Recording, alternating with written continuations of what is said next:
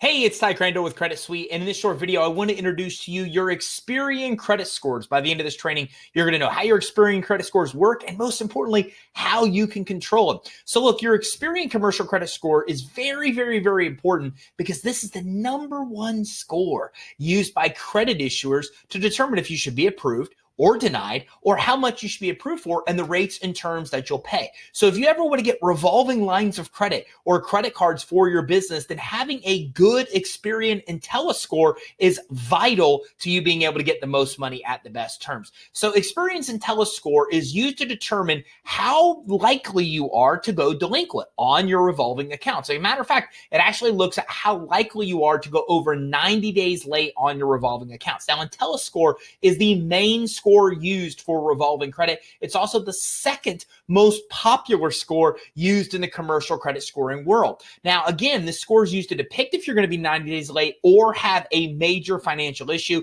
and the scores broke down into different components, unlike other commercial credit scores. So if we look at the three main credit scores of the business world, Dun & Bradstreet, Equifax, and Experian, Dun & Bradstreet and Equifax's main credit scores are only based on how you pay your bills. As long as you pay your bills on time or early, you'll have good scores. But Experian's IntelliScore is very different. It's broke down into these individual components. Let's take a look and see how this breaks down. So 5 to 10% of your credit score is your payment history. It's basically based on how you pay your bills. Now, it's important to note that in the commercial credit scoring world, you are considered late if you pay even 1 day past the day that your payment is due. In the consumer world, you can't even be counted late on your credit report unless you're 30 days late. But in the business world, we call this DBT, or days beyond terms. And even when you're 1 day late, it adversely affects your credit score. With Experian, this accounts for 5 to 10% of your overall credit score with them, including your IntelliScore. So your current payment status, or the trade balances, the percentage of accounts delinquent, account for 50 to 60% of your total score. So what kind of balances do you have in relation to your limits? Are you paying those accounts on time, or on average, are they oftentimes paid late? That accounts for up to 60% of your overall score. Now, credit utilization accounts for another 10 to 15% of your score. This is very interesting because in the business world, utilization only factors into this one score offered by Experian. But the percentage of utilization, or basically the difference between what your limit is and what you owe, accounts for 10 to 15% of your total score with Experian. And your company profile, including the age of your business, your industry, risk, your size, including your employees, accounts for 5 to 10% of your total score. Now, this is where things get really interesting because Experian will give you a failing credit score even if you have no credit.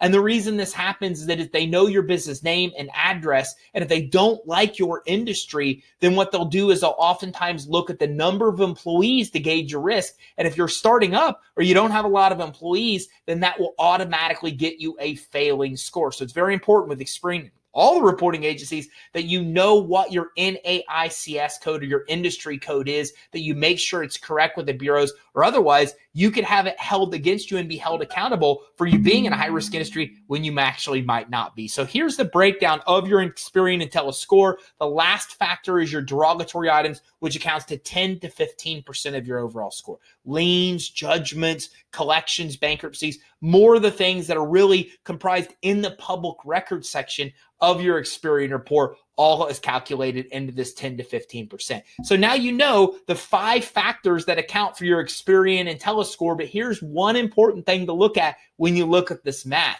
Up to 85% of your overall score really comes down to one thing. Do you pay your bills on time or not? So even though that's not 100% of the score with Experian, these other factors are calculated in. You'll see that with these ranges, if you look at the high range, as much as 85% really has to do with, do you pay your bills on time or do you not? So if you do that one thing, pay your bills on time or early, that's going to help you have the best credit score with Experian. And having a good IntelliScore with Experian is the key to getting approved for credit, revolving credit, including credit cards and credit lines, getting the most amount of money and getting it at the best terms. For more information on building your business credit, grab our free guide at creditsuite.com/EIN guide so you can build an awesome business credit profile and score for your business and get away from personal guarantees, personal liability, and get this credit without a personal credit check.